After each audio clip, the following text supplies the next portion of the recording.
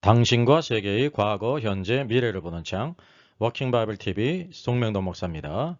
워킹 바이블 연구소는 목회자들과 성도들의 필요를 공급하고 세워갑니다. 구독, 좋아요를 누르시면 새 영상을 쉽게 볼 수 있고 모두 무료임을 알려드립니다. 신자들의 마지막 결산, 그리스도의 심판석. 언제, 어디서인가? 요한계시록 인사이드가 출간됐습니다. 목회자와 성도들의 필독서입니다. 참조하시고요. 교보 알라딘 쿠팡 ES24에서 무료 배송입니다. 신자들이 서야 될 그리스도의 심판대에 대한 말씀은 고린도후서 5장입니다. 같이 한번 읽죠. 우리가 담대하여 원하는 바는 차라리 몸을 떠나 주와 함께 있는 그것이라. 그런즉 우리는 몸으로 있든지 떠나든지 주를 기쁘시게 하는 자가 되기를 힘쓰노라. 이는 우리가 다 반드시 그리스도의 심판대 앞에 나타나게 되어 각각 선악간에 그 몸으로 행한 것을 따라 받으려 함이라. 이건 사도 바울이 고린도에 있는 성도들에게 편지하면서요, 하나님이 정하신 그 닥트린 원칙을 말씀하고 있는 것입니다. 우리가 성경을 이렇게 오해를 하면 이건 고린도 교회에 주시는 것이니까 우리는 몸으로 있든지 살든지 떠나든지 죽든지 주를 기쁘시게 하는 자가 되기를 힘쓰노라, 그렇게 오해할 수가 있죠. 아주 맞지 않는 것입니다. 아마 이렇게 생각하는 사람도 적겠죠. 근데 10절이 문제예요. 이는 우리가 다 반드시 그리스도의 심판대 앞에 나타나게 되어 라고 말하고 있습니다. 이것은 고린도에 있는 성도들뿐만 아니라 모든 성도들이 다 나타난다는 거죠. 그래서 이게 하나의 원칙이라는 것입니다.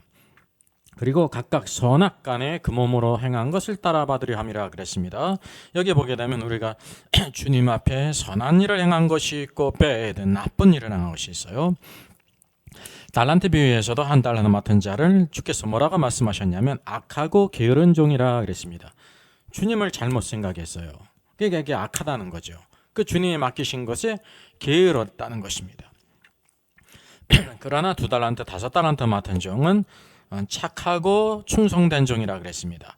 주님에 대해서 착한 마음을 가졌고 주님을 바로 알았고 그리고 충성되이 부지런히 주님을 섬겼다고 하는 사실이죠. 그래서 그의 모든 길이 달라지는 것입니다.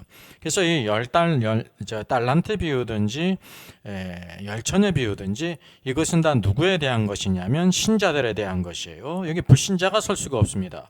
이 그리스도의 심판대도 우리가 다 반드시 할 때 우리가 다 했기 때문에 이 세상 모든 사람들 신자 불신자 다라고 생각하면 그거 참 넌센스입니다. 이 우리가 다라는 것은 이 편지를 쓰고 있는 사도 바울과 이 편지를 받고 있는 고린도 성도들은 모든 성도들을 대표하는 거거든요. 동일한 위치에 있죠. 그래서 모든 성도들이 다 그리고 반드시 must예요. 한 사람도 빠짐없이 다 그리스도의 심판대 앞에 나타나게 돼서 선악간에, 그래서 선을 행한 자도 있고 이렇게 악한 일을 행한 사람도 있음을 우리가 기억해야 됩니다. 내가 낳은 자녀 잘 길렀어도요, 거기에 보게 되면 어떤 일이 있냐면 부모의 말을 잘 듣고 선한 일을 하는 자녀가 있는 반면에 부모의 말을 듣지 않고 악한 일을 하는 자녀가 있다는 것을 우리가 알지 않습니까? 그 부인할 길이 없지 않습니까? 하나님의 자녀도 마찬가지라는 거죠. 우리가 자유의지가 있는데 하나님 말씀에 순종하는지 순종하지 않는 사람도 있고 성령의 인도하심을 따라 사는 사람이 있고 그렇지 못한 사람이 있어요. 성령이 9가지 열매를 맺는 사람이 있고 성령이 9가지 열매를 맺지 못하면요 6신의 열매를 맺어요. 그래서 성경은 육신의 일은 현저하니 그러지 않습니까? 이게 육신의 열매라는 것입니다. 그래서 그 몸으로 행한 것을 따라 받으려 함이라 그랬습니다. 그래서 여기 그리스도 심판대 앞에 서는 것은 믿음의 문제가 아닙니다. 믿음으로 구원받고 구원받은 자들에게 하나님의 말씀을 주셨는데 이게 캐논이잖아요. 그 말씀을 따라 순종한 자와 순종하지 않은 자가 있으므로 행한 것을 따라 다 받는다는 사실을 우리가 꼭 기억해야 됩니다. 우리 신자들이 만약에 이것을 알지 못한다 하면 정말로 평생의 그 통탄한 일을 만난다는 사실이죠. 신앙생활을 했는데 그 목적이 무엇인지 목표가 무엇인지를 알지 못하는 사람이 있을 수 있다고 하는 사실이죠. 그래서 이 말씀은 무엇이 오류라는 것을 지적하냐 하면 모든 성도는 다 이렇게 죽으면 즉시 거룩해져서 하늘에 있는 천국으로 올라간다라는 거는요, 이게 어거스틴이 만든 거고요. 이게 로마 카톨릭의 기초고요. 무천년설입니다. 이 무천년설을 우리들이 많은 사람들이 이것을 가지고 있지 않습니까? 우리가 그래서 성경적인 가르침은 전천년설입니다. 주님이 재림하시고 그 이후에 주님께서 하나님의 왕국 통치를 이 땅에 가져오셔서 왕노로다 세세토로 왕노로다시리로다. 그때 바로 그리스도의 심판대 앞에서 승리한 사람들, 착하고 충성된 자들이 왕의 권세를 갖고 다스린다는 것입니다. 이게 그리스도의 심판대에 대한 말씀입니다. 그래서 이 그리스도의 심판대가 언제 있을 것인지, 어디에서 있을 건지를 우리가 포커스를 맞춰서 상고하겠습니다. 그리스도의 심판대에 대한 견해들이 있습니다. 로마 카톨릭의 견해입니다. 옆에 있는 사진이 우리가 잘 알려진 이름이죠. 어거스틴으로 알려진 아울렐리우스 아우구스티누스입니다. 로마 카톨릭의 기초를 놓은 교부죠. 여기 하나님의 도성 제20권 최후의 심판 제1주제에서 여기 이제 그리스도에 대한 심판대를 비롯한 여러 가지 심판들에 대해서 그의 견해를 밝혔습니다. 첫째 대상입니다. 산자와 죽은 자, 신자와 불신자를 불문하고요. 신자 중에 산자와 죽은 자, 불신자 가운데 살아있는 자와 죽은 자를 불문하고 모두 한 날 한 장소에서 심판한다고 말합니다. 그리고 이제 무천년설은 천년왕국이 그리스도의 초림과 재림사에 있다는 거 아닙니까? 오늘도 죽은 성도들이 하늘에서 왕노릇하고 교회가 이 땅에서 지금 왕노릇하고 있다는 것이 로마 카톨릭의 견해예요. 우리가 역사를 살펴보게 되면 로마 교황이 세상의 모든 황제들 위에 있지 않았습니까? 근데 그 시대를 보게 되면 마치 교회가 세상에서 왕노릇하는 것 같이 보일 수 있다고 하는 사실이죠. 그런데 중요한 것은 성경의 모든 말씀과 닥트린들이 그것을 우리에게 보여주고 있지 않다는 사실입니다. 그리고 또 이 천년왕국 시대가 그리스도의 초림과 재림인 사이인 이유가 사단 마귀가 예수님이 초림 때 이미 무적행에 갇혔다고 주장합니다. 근데 이것은 전혀 성경과 맞지 않는 것입니다. 이 문제를 해결하지 못했음에도 불구하고 무천년설을 주장하는 것은 잘못된 거죠.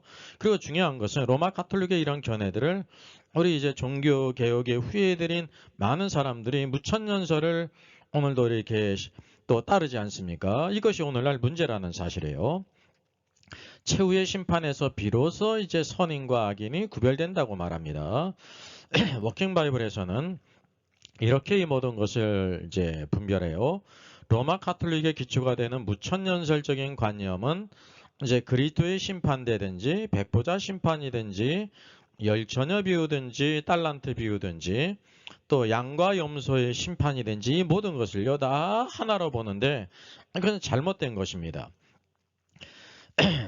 신자와 불신자는 반드시 구별될 뿐만이 아니라 살아있는 자와 죽은 자에 대한 심판도 많은 경우에 이렇게 구별된다는 것을 우리가 알게 됩니다. 제가 쓴 그 구원 탈락인가 거짓인가 신자인가라는 책의 그 심판에 대한 부분 많은 부분을 차지하고 있는데 자세히 알기를 원하는 분들은 이것을 이제 참조하면 되겠습니다.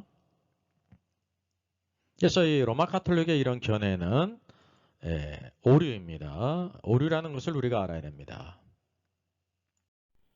그리스도의 심판대에 대해서 웨스트민스터 신앙고백을 빼놓을 수가 없죠. 1643년 7월에 만들어졌습니다. 모든 이제 개신교회가 다 받아들이고 있는 그런 신앙고백이죠. 그래서 여기 뭐라고 말하면 그날에 그리스도의 심판대를 가리키는 거예요. 타락한 천사들이 심판을 받을 뿐 아니라 이 땅에 살았던 모든 사람들이 그리스도의 심판대 앞에 서서 자기의 생각과 말과 행동의 전말을 밝히고 그들이 선악간에 몸으로 행한 것을 따라서 보응을 받게 될 것이다 라고 이렇게 말하고 있습니다.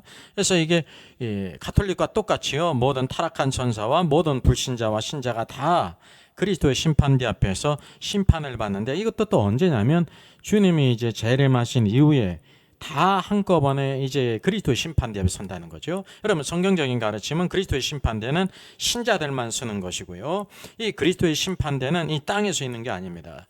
이 불신자들은 땅에 있는데 그러면 그리스도의 심판대가 땅에 있지 않겠습니까? 그 하늘로 데려가서 심판하실 리는 없잖아요. 그러니까 이게 잘못된 것입니다. 무천연설 관점, 로마 가톨릭의 관점은 성경적이지가 않습니다. 그래서 우리가 이것을 성경을 통해서 하나하나 우리가 그 실체를 보게 될 때 온전한 그 닥트린을 보게 되는 것입니다.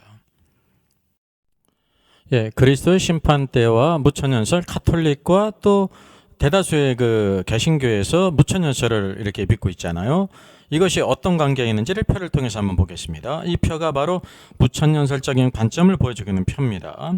이제 구약 시대가 있고요. 예수님께서 이 땅에 초림 오셨죠. 그리고 십자가에 죽으시고 부활하시고 승천하셔서 구속의 역사를 이루셨어요.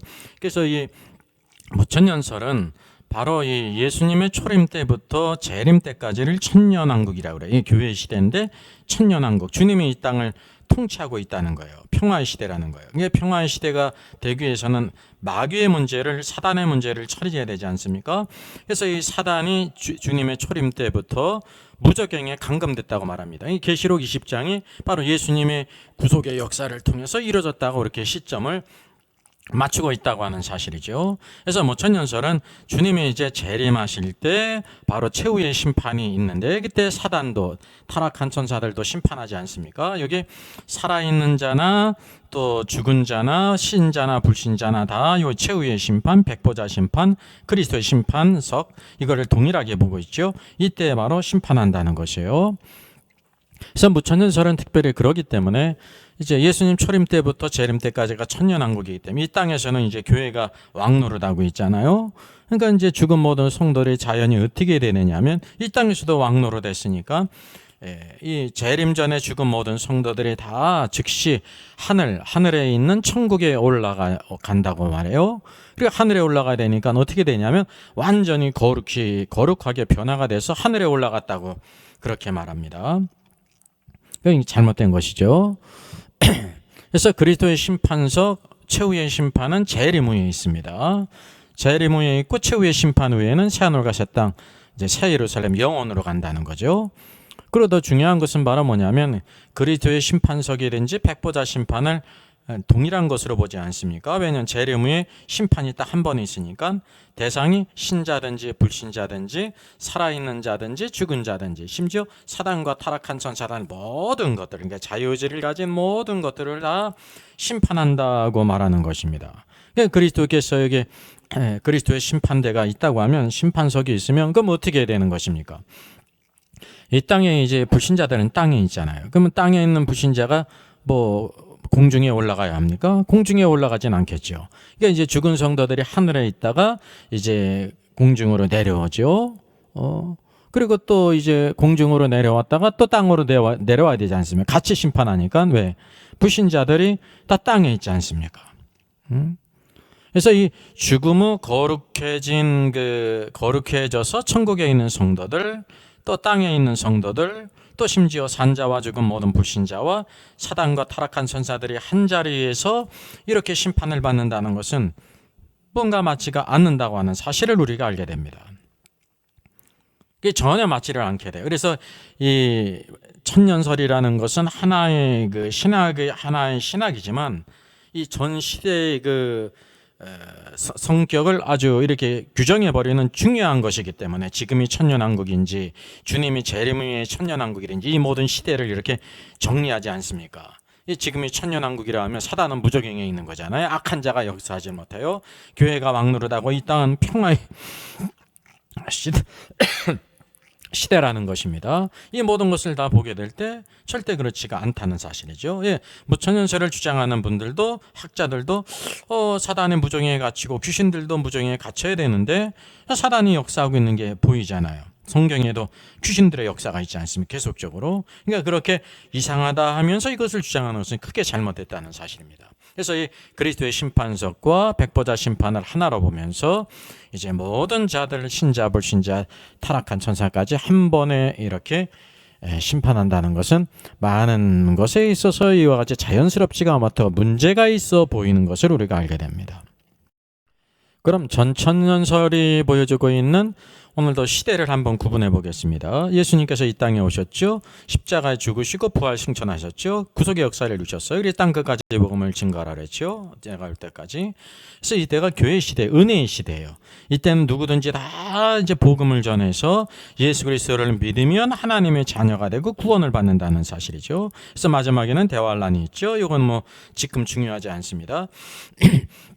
그리고 주님의 대환란 끝에 주님의 재림 있지 않습니까? 재림 전에는 반드시 멸망의 아들이 나타나기 전에는 주의 오심이 없다 그랬습니다. 이게 확연한 이게 그러니까 하나의 그 증거라는 사실입니다. 재림이 있은 후에 바로 천년왕국이 있는 것입니다. 이 땅에 주님께서 하나님의 왕국 통치를 가져오셔서 세상 모든 나라 왕국을 다 우리 주와 그리스도의 왕국이 되어서 세세토록 왕노릇하는 것이 현재가 아니라 주님의 재림 후가 전천년설이라는 거예요. 그래서 전천년설은 주님의 재림이 있은 후에 이 땅에 1000년 동안 실제적으로 주님께서 통치가 있다 그러는 것입니다. 그래서 아담의 죄로 말미암아 타락하고 저주받은 온 땅과 온 우주가 두 번째 아담이신 그리스도께서 구속의 역사를 이루시고 왕권을 가져오실 때 완전히 회복되는 때가 바로 천년왕국입니다. 이사야서에서 그래서 천년왕국에 대해서 많은 것들을 이렇게 예언했죠. 이때가 바로 천년왕국이에요. 그래서 이게 계시록 11장 15절의 중요한 말씀이죠. 세상 나라가 세상 왕국이 우리 주와 그리스도의 왕국이 되어 그가 세세토록 왕노로 하시리로다는 것이 바로 무엇이냐면 주님의 재림 후에 이 땅에서 있을 1000년 동안이라는 것을 우리가 알게 되죠. 그래서 재림 후에 마귀가 무적행에 감금되는 것입니다. 무적행에 감금돼요. 적그리스도 불못에 들어가고 1000년 동안 이렇게 지난 다음에 1000년 후에 마귀가 잠시 놓이죠. 그가 빠져나온 것이 아니라 하나님의 주권 가운데 그가 놓이는데 이 땅의 수많은 사람들을 다 미혹해서 곶감하고 미혹해서 그들이 다 심판받은 후에 최후의 심판이 백보자 심판이에요. 백보자 심판에는 누가 심판받는 거냐면 이제 사단이 불못에 이제 아주 들어가고요. 또 중요한 것은 이 땅에 이제 죽은 모든 불신자들이 있지 않습니까? 음부의 불꽃에 있는데 지옥에 있는데 그들을 이제 심판의 부활로 나오게 해서 백보자 심판에서 다 심판한 후에 불못에다 들어가요. 그래서 사망과 음부도 불못에 들어간 후에 새하늘과 새 땅 새 예루살렘 영원히 시작된다는 것입니다. 이것이 전천년설적인 그런 시간표예요. 그래서 주님이 재림하실 때 바로 그때 바로 그리스도의 심판대가 성경에 있음을 우리에게 보여주고 있죠. 이 주제와 관련해서 꼭 언급해야 될 부분이 있습니다. 제가 158번 영상에 이게 정동수 목사님과 클라렌스 라킨의 주장을 제가 이렇게 달았어요. 이게 원래의 주장이 바로 라킨의 주장을 이제 정동수 목사님이 그대로 또 이렇게 받아들였습니다. 그러니까 어떻게 얘기하냐면 예수님의 승천할 때 부속의 역사를 이루시고 승천하셨잖아요. 그 이전에는 성도들이 다 땅속에 있는 낙원에 있다가 예수님이 승천하면서 모든 성도들을 다 하늘로 데려갔다 이렇게 주장을 하세요. 기존 로마 카톨릭이나 대다수 많은 개신교는 구약과 신약 모두 성도 사후에 하늘에 있는 천국으로 갔다고 하는데 구약까지는 맞지만 예수님이 이제 승천하시면서 그 모든 성도들을 하늘로 데려갔다고 하는 그런 견해가 있습니다. 그래서 제가 이 견해를 158번 영상에서 자세히 달았습니다. 그래서 이거는 이제 라킨의 주장이잖아요. 구약의 모든 신자들이 지하 낙원으로 있었는데 주님이 부활하면서 모두 셋째 안을 이제 하늘로 데려갔다고 하는 것. 그래서 워킹 바이블은 말은 뭐냐면 신구약에 있는 모든 신자들이 다 낙원에 있고요. 예수님께서 부활하시고 승천하실 때도요. 예수님이 승천하신 것이지 이 모든 신자 낙원에 있는 신자들을 다 데리고 간 것이 아닙니다. 이 구체적인 내용은 158번 영상을 참조하면 되겠습니다. 그래서 성도 사후에 어디에 가는가 이거는 아주 신앙적으로도 신학적으로도 매우 중요한 겁니다. 단순한 거지만 그래서 이 기본적인 것을 우리가 잘못 왜곡되고 있기 때문에 모든 문제들이 다 이렇게 어려움에 빠진다는 사실이에요. 그래서 이 모든 영상이 모든 신학자와 목회자 성도들에게 유익하기를 바랍니다. 그래서 우리가 대부분 간과하고 있는 한 부분, 우주의 세 부분이 있습니다. 우리의 관념은 그냥 땅과 사람이 땅에 있고 하나님이 그를 데려가시면 하늘 3층 천으로 데리고 올라갔다고 생각합니다. 그렇지 않습니다. 빌립보서에 나타난 우주의 세 부분이 있어요. 같이 한번 읽어볼까요? 중요한 말씀이죠. 빌립보서 2장입니다. 이러므로 하나님이 그를 지극히 높여 모든 이름에 뛰어난 이름을 주사, 그리스도에 대한 것입니다. 그래서 그리스도의 비하 낮아지심과 십자가 죽기까지 순종하게 될 때 그를 지극히 높였다는 거죠. 그래서 10절 하늘에 있는 자들과 땅에 있는 자들과 땅 아래에 있는 자들로 모든 무릎을 예수의 이름에 꿇게 하시고 라고 말하고 있습니다. 여기 리모니가 of things in heaven이고요. 또 가운데는 땅에 있는 자들 in us고요. 셋째는 under the earth예요. 이 세 부분이 있다는 사실입니다. 모든 무릎을 예수의 이름에 꿇는다는 것은 누구에 대한 것입니까? 이건 뭐냐면 돌이나 나무나 그것이 아니라 자유의지를 가진 인격체를 가리키는 것입니다. 여러분 이거 꼭 기억해야 되는 것입니다. 자유의지를 가진 인격체가 있어요. 자유의지를 가진 인격체는 누구 있을까요? 천사들이 있고 사람이 있는 것입니다. 그럼 여기 하늘에 있는 자들이라 이렇게 말하는데 하늘에 있는 자들, 하늘에 있는 자들이 누가 있습니까? 천사들이 있다고 하는 사실입니다. 하늘에 있는 천사들도 다 그 무릎을 예수의 이름에 꿇게 하세요. 하나님께서 그 이름을 가장 지극히 높이셨기 때문에 하늘에 있는 자들은 천사입니다. 둘째는 땅에 있는 자들이 있습니다. 땅에서 언어스죠. 땅에 있는 자들, 땅에 있는 자들이 있습니다. 땅에는 누가 있냐면 사람들이 있는데 살아있는 사람들이 있죠. 그래서 땅에 있는 자들이에요. 또 셋째는 누가 있냐면 땅 아래에 있는 자들이 있습니다. 여러분 땅 아래에 있는 자들이 있어요. 땅 아래에 누가 있다는 것입니까? 죽은 사람들은 모두 땅 아래에 있다는 것을 성경이 우리에게 보여주고 있다는 것이죠. 우리가 이것을 늘 간과하고 있다는 사실입니다. 이것을 잘 알지 못하죠. 오리무중이죠. 그래서 엘리야든지 에녹 하나님께서 데려가셨기 때문에 하나님은 하늘에 계시기 때문에 하늘로 데리고 올라갔다고 그렇게 성급한 판단을 하게 된다는 것입니다. 우리가 성경의 구체적인 예를 통해서 한번 이 문제를 간단히 다뤄보겠습니다. 여러분 십자가 앞에 구원받은 강도가 있죠. 구원받은 강도는 사후에 어디에 갔을까요? 가톨릭처럼 또 개신교에서 대다수 신학자들이 얘기하듯이 모든 성도들은 구원받은 자는 다 이렇게 이제 하늘에 있는 천국으로 갔느냐, 이 문제를 이 사례를 통해서 알게 되는 것입니다. 이 강도는 십자가 위에서 예수님을 믿고 영접했죠. 예수여, 당신의 나라가 임하실 때 나를 기억하소서. 이 얼마나 위대한 신앙 고백입니까? 예수님이 막 영광 받을 때 주님을 믿은 게 아니라 비참하게 참혹하게 십자가형에 매달려 가지고 이와 같이 모든 사람이 볼 때 실패자라 보일 때 주님을 믿었을 뿐만 아니라 바로 예수님의 나라 그리스도의 왕국이 임하실 것을 믿었다는 거예요. 그래서 주님께서 뭐라고 말씀하셨습니까? 놀라운 말씀이죠. 오늘 내가 나와 함께 낙원에 있으리라 그랬습니다. 십자가 옆에 강도는 죽은 후에 예수님과 함께 어디에 갔어요? 낙원에 갔다는 것입니다. 물론 로마 가톨릭 무천연설은 이 낙원을 어디라고 말하냐면 낙원이 곧 천국이다, 셋째 하늘, 3층 천이다 이렇게 말하잖아요. 사도 바울이 3층 천에도 갔고 낙원에 갔는데 그건 동일한 곳이다 그렇게 말하잖아요. 이게 동일한 것인지 즉시 우리가 성경을 쭉 QST하면 즉시 알 수가 있습니다. 어려운 일이 아닙니다. 마태복음 12장에 보게 되면 예수님께서 표적을 구하는 자들에게 이렇게 말씀했어요. 이제 바리새인들이 표적을 구했죠. 기적적인 것을 구했잖아요. 주님이 뭐라고 말씀하세요? 착하고 충성된 세대가 표적을 구하나 그랬어요? 아니에요. 악하고 음란한 세대가 표적을 구하나. 선지자 요나의 표적밖에는 보일 표적이 없다 그랬어요. 여러분 선지자 요나의 그 사적을 우리가 알잖아요. 놀라운 일들을 40절에 직접 주님이 말씀하시지 않습니까? 요나가 밤낮 사흘 동안 큰 물고기 뱃속에 있었던 것 같이라고 말씀하세요. 그 어떤 사람들은 요나가 밤낮 사흘 동안 물고기 뱃속에 있던 건 실제로 있었던 것이 아니라 그냥 요나가 소설을 쓴 거다, 픽션이다 그렇게 말하는데 큰 오해예요. 예? 어떻게 우리가 그렇게 오해할 수 있습니까? 단순히 말입니다. 여기 40절 보게 되면 주님께서 실제로 요나가 밤낮 사흘 동안 큰 물고기 뱃속에 있지 않았느냐 그랬던 것처럼 말씀하시잖아요. 인자도 밤낮 사흘 동안 땅속에 있으리라 그랬어요. 그래서 요나는 바로 예수님께서 사흘 동안 십자가 죽으셨다가 사흘 동안 땅속에 있다가 부활할 것을 물고기 뱃속에 들어감으로 이렇게 나타나. 그래서 표적입니다. 표적은 기적 플러스 알파라는 겁니다. 그게 분명히 기적적인 일인데 기적이 이로 끝나는 게 아니라 예수님께서 장차 어떤 분인지를 우리에게 이렇게 보여주셨다는 거예요. 플러스 알파가 있어요. 예수님과 연관이 있다고 하는 사실이죠. 여기 예수님께서 십자가 달려 돌아가시고 어디에 있으리라고 말씀하십니까? 인자이신 예수님께서 밤낮 사흘 동안 땅 속에 있으리라 그랬단 말이죠.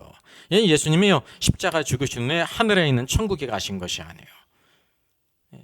여기 내가 나와 함께 낙원에 있으리라 그러지 않았습니까? 여기 십자가 앞에 구원받은 강도도 어디에 갔습니까? 낙원이 땅 속에 있거든요. 주님과 같이 땅 속에 있었다는 거예요. 낙원에. 그래서 여기 우리가 보게 되면 이 땅 속이라는 것이요 킹제임스 성경이나 NIV 성경 동일하게 in the heart of the earth 그랬어요. 땅의 심장부, 중심부라는 겁니다.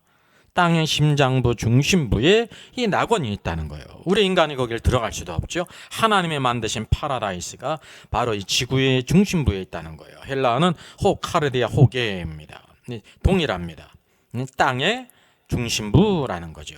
그러니까 예수님께서 십자가 죽으신 후에 땅속의 음부의 낙원에 가셨고, 그러니까 오늘과 우리가 잘못 착각하고 있듯이 구원받은 강도가 하늘에 있는 낙원에 갔다고 생각하잖아요. 그것은 착각이라는 것입니다. 로마 가톨릭의 가르침이에요. 성경은 우리에게 그렇게 말씀하고 있지 않다고 하는 사실이죠.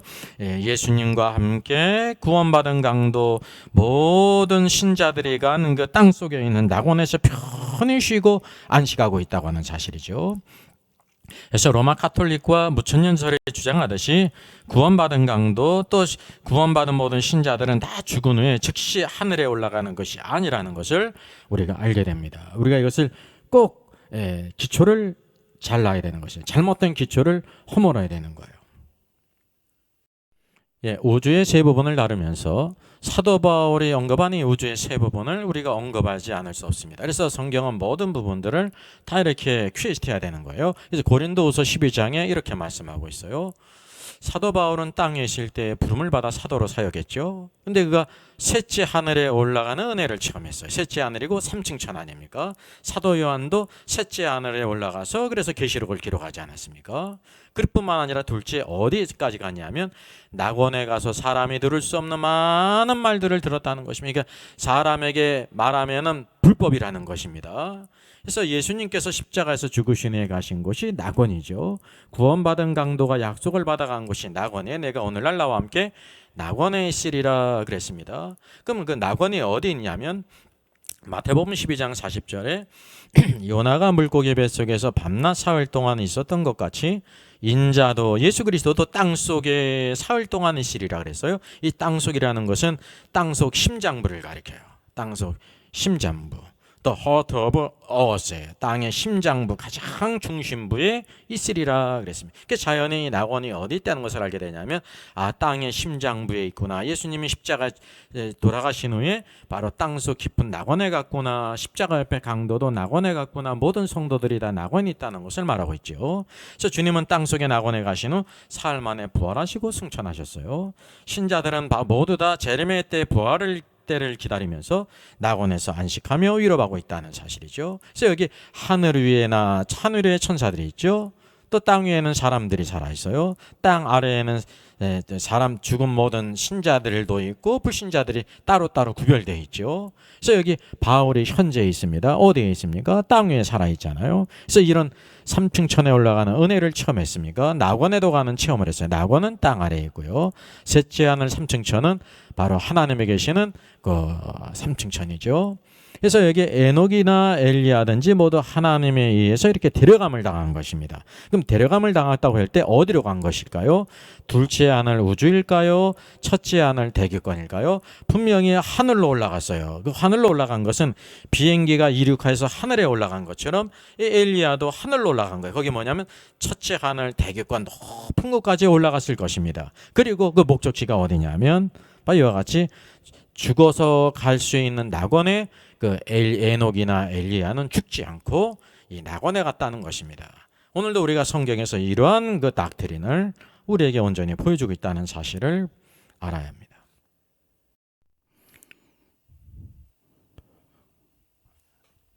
그리스도의 심판대를 중심으로 해가지고 성경에 나타난 그런 하나님의 구원의 계획, 성도들이 살아가게 될 때 앞으로 어떤 일이 있는가 중요한 사건들을 한번 우리가 짚어보겠습니다. 예수 그리스도께서 선지자들의 예언을 따라서 이 땅에 오셨고 공생의 길을 걸어가시고 그리고 십자가 죽으시고 부활하시고 승천하셨죠. 구속의 역사를 이루셨어요. 현재 오늘 땅끝까지 주님 오실 때까지 복음을 전하라고 말씀하고 있으면 현재의 시대입니다. 여기 밑에 화살표는 전 시대에 살다가 죽은 모든 성도들은 다 어디에 가 있냐면 낙원에 있습니다. 죽은 성도들의 혼이 아브라함이든지 다윗이든지 나사로든지 십자가 앞에 강도든지 다 낙원에 가 있습니다. 물론 죽은 불신자는 바로 이 낙원 사이에 큰 이제 심연이 있는데 건너편에 불 붙는 그 음부의 불꽃에 있죠. 부자가 그곳에서 고통받지 않았습니까? 그리고 마지막 시대에 보게 되면 대환란이 있어요. 대환란은 누가 있는 거냐면 적그리스도가 있고 그를 위해 일하는 거짓 선지자가 있죠. 그래서 이 적그리스도를 위해서 우상을 만들고 짐승의 표를 찍는 때가 바로 대환란의 때입니다. 대환란 후에 바로 주님의 재림이 있죠. 그리고 대환란 전에는 어떤 사건이 있습니까? 휴거의 사건이 있어요. 계시록 14장에 보게 되면 시온산의 어린 양 앞에 시온산에 서 있는 14만 4천이 있죠. 이게 바로 여기 시온산은 하늘의 시온산이 어린 양이 지금 하늘에 계시잖아요. 그들이 대환란 전에 이렇게 휴거됐음을 우리가 보게 됩니다. 그리고 대환란 가운데 많은 순교자가 나타납니다. 그것이 계시록 15장에 나왔죠. 순교자들이 바로 유리바다 불 섞인 유리바다에 거서 하나님을 찬양하는 것은 바로 무엇이냐면 그들이 이 땅에서 짐승의 수를 이긴 것은 순교를 당해서 이렇게 부활했고 휴거함으로 말미암아 하나님 보좌 앞에 있는 불 섞인 유리바닷가에 서서 하나님을 찬양하는 것입니다. 이게 순교자들의 휴거가 여기에 있는 것입니다. 그것이 15장에 있고요. 또 중요한 사건은 바로 무엇이냐면 이 땅에 먼저 이제 죽은 모든 성도들이 있잖아요. 낙원에 있죠. 그럼 주님이 재림하시기 전에 어떤 일이 있습니까? 먼저 첫 번째 죽은 성도들 가운데 부활이 있어요. 죽은 성도들이 먼저 부활할 것을 말씀했죠. 그리고 또 중요한 것은 주님이 재림할 때 이 땅에 살아남아 있는 성도들이 있습니다. 그들이 어떻게 합니까? 그들은 다시 부활할 필요가 없죠. 살아있기 때문에 성도들이 휴거됩니다. 공중으로 구름 속으로 끌어올려 주와 함께 있게 하겠다 이렇게 말씀하고 있지 않습니까? 그래서 먼저 부활하고 그리고 성도들과 함께 같이 휴거된다는 것을 우리가 데살로니가전서 4장에서 보게 되는 것입니다. 그리고 또 하나 덧붙이자고 하면 중요한 것은 그럼 누가 빠졌냐면 예수 그리스도께서 이 땅에 오시기 전에 죽은 모든 성도들이 있는데 여기 계시록 14장에 있는 어린 양 앞에 시온산에 서 있는 14만 4천은 살아있는 성도들 가운데 휴거된 사람이에요. 그러면 이 땅에서 죽은 모든 많은 성도들 가운데 그들 이기는 자들이 있지 않습니까? 바로 그들이 누구냐면 계시록 12장에 사내아이가 있습니다. 남자아이 사내아이가 바로 이와 같이 하늘 보좌 앞으로 올라가는 것은 그들이 살아서 이렇게 휴거됐다는 것을 말하죠. 그래서 반드시 주님이 재림할 때도 마찬가지고 죽은 모든 성도들이 먼저 부활하잖아요. 여기 첫 열매 휴거도 마찬가지예요. 죽은 성도들이 먼저 부활하고 이렇게 휴거가 있습니다. 그런 후에 첫 열매 휴거가 있죠. 그래서 이런 선후관계를 우리들이 또 구체적으로 또 알게 되는 것입니다. 그리고 중요한 것은 모든 신자들은 다 그리스도의 심판대 앞에 선다는 것입니다. 여기에는 불신자가 서질 않습니다. 그리스도의 심판대가 바로 어디에 있냐면 공중으로 끌어올려라는 것은 마지막에 누구까지 다 올라간다는 것입니까? 휴거되지 못한 성도들까지 다 공중으로 끌어올려 주의 임재 가운데 있다는 거죠. 왜냐하면 그리스도의 심판대 앞에는 구름 속으로 끌어올려 그랬습니다. 바로 그 구름 속에 예수 그리스도께서 계시고 거기에 무엇이 있습니까? 그리스도의 심판석이 있다는 사실. 믿는 신자들 너희들이 어떻게 신앙생활 했는지 선악간의 그 행위를 따라서 다 모든 것을 갚으시기 위해서 그리스도의 심판대가 선다는 사실이죠. 그러면 중요한 것은 바로 뭐냐면 그리스도의 심판대가 섬으로 인해서 이기는 자들과 함께 착하고 충성된 정 왕으로 들어갈 자들과 함께 같이 재림하는 것입니다. 주님이 이렇게 재림할 때 이 땅에 주의 성도들은 있지 않습니다. 여러분 그거를 성경을 찾아보게 되면 확실하게 될 것입니다. 그래서 여기 주님이 이와 같이 재림하게 될 때 이 땅에 누가 있습니까? 살아있는 불신자들 있지 않습니까? 살아있는 불신자가 있어요. 물론 적그리스도와 땅의 모든 군대들을 다 입의 검으로 다 그들을 심판하시고 땅에 있는 불신자들이 있어요. 그들은 마태복음 25장에 모든 민족들을 다 모아요. 소환을 해요. 살아있는 그러니까 불신자들이죠. 그래서 불신자들 가운데 어떤 자들은 양으로 어떤 자들은 염소로 이렇게 구별하듯이 한다는 것입니다. 우리가 흔히 양과 염소의 비유 그러는데 양과 염소의 비유가 아닙니다. 모든 민족을 다 모아서 어떤 양과 염소를 가르듯이 그렇게 한 것이죠. 양과 염소의 비유가 아니에요. 어떤 자들은 이렇게 오른쪽에 어떤 자들은 왼쪽에 있는데 오른쪽에 있는 자들은 마치 양과 염소가 비슷하잖아요. 체구도 비슷하고 색깔도 비슷해가지고 구별하기가 어려운데 그러나 자세히 보면은 확연히 틀린 것처럼 오른쪽에 있는 자 양들 창세로부터 예비된 나라에 들어가는데 염소들은 영원한 불붙는 불못에 들어가지 않습니까? 그래서 이 살아있는 불신자를 이렇게 심판하는 것을 우리가 알게 되는 것입니다. 그럼 자연히 누가 남는다는 것을 알게 되냐면요, 모든 죽은 불신자들은 다 지금 음부의 불꽃 가운데 있잖아요. 나사로와 부자의 이야기를 통해서도 부자가 음부의 불꽃 가운데 있지 않습니까? 모든 불신자들은 다 음부의 불꽃, 지옥의 불꽃 가운데 고통을 당하고 있어요. 언제 그 죽은 불신자를 심판하시냐면요, 이 천년왕국 후에 예, 여기 사단을 이제 무저갱에 가두죠. 그래서 천년왕국이 있어요. 천년왕국 후에 그 모든 불신자들을 다시 살려서 그 몸도 살려서 심판의 부활로 나와서 그들을 심판하신 후에 꺼지지 않는 불못에 던지우는 것입니다. 그리고 불못에 무엇도 들어가냐면 사망과 음부도 불못에 던지운다 그랬어요. 왜냐하면 천년왕국 후 새하늘과 새 땅, 새 예루살렘에서는 죽음도 없고 죽는 자도 없기 때문에, 사망이 없기 때문에 죽는 자도 없고요. 죽는 자들을 가두는 것이 음부지 않습니까? 음부도 필요 없기 때문에 불못에다 던지운다고 말씀하고 있어요. 그래서 모든 살아있든지 죽었든지 신자와 모든 불신자를 다 이렇게 심판하신다는 거예요. 신자들의 심판은 어디에 있어요?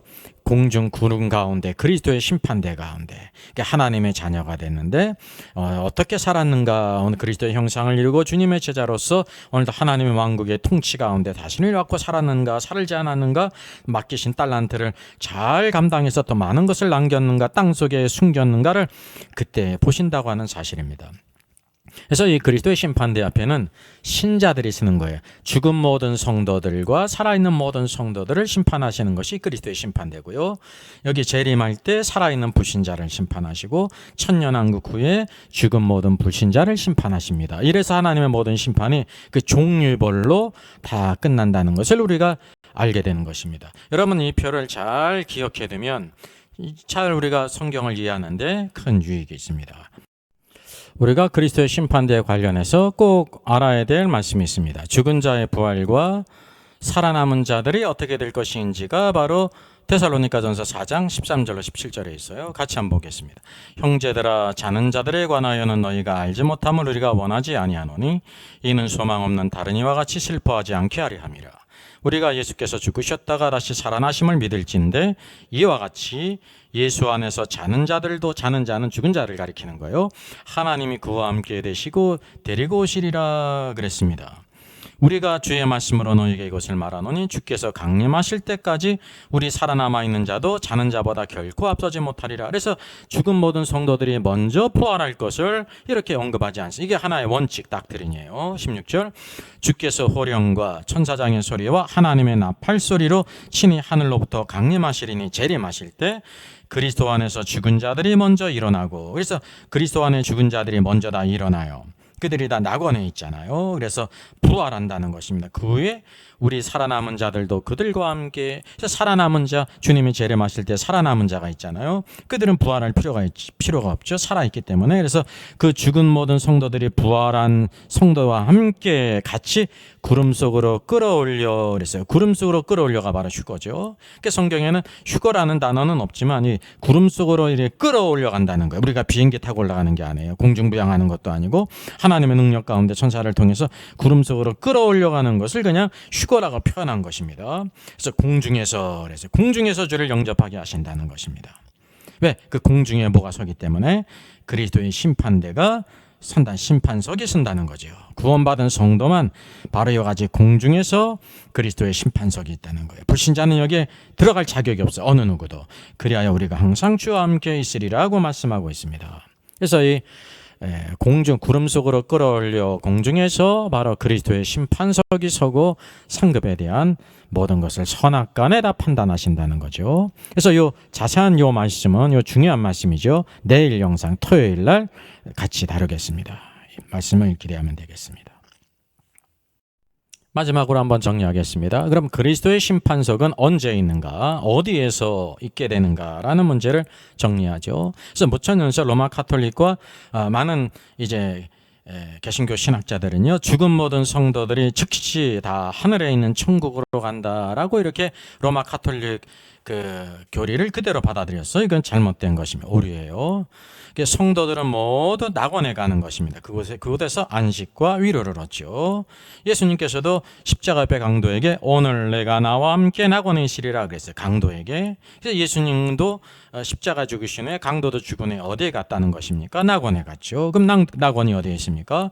그 마태복음 12장에 보게 되면 요나가 물고기 4일 동안 물고기 뱃속에 있었던 것 같이 인자도 밤낮 땅속에 있으리라. 땅속 심장부에 있으리라 그랬습니다. 여러분, 땅속 심장부에 낙원이 거기에 있는 것이지 낙원이 삼층천이 아니라는 것을 이 말씀을 통해 확연히 드러나잖아요.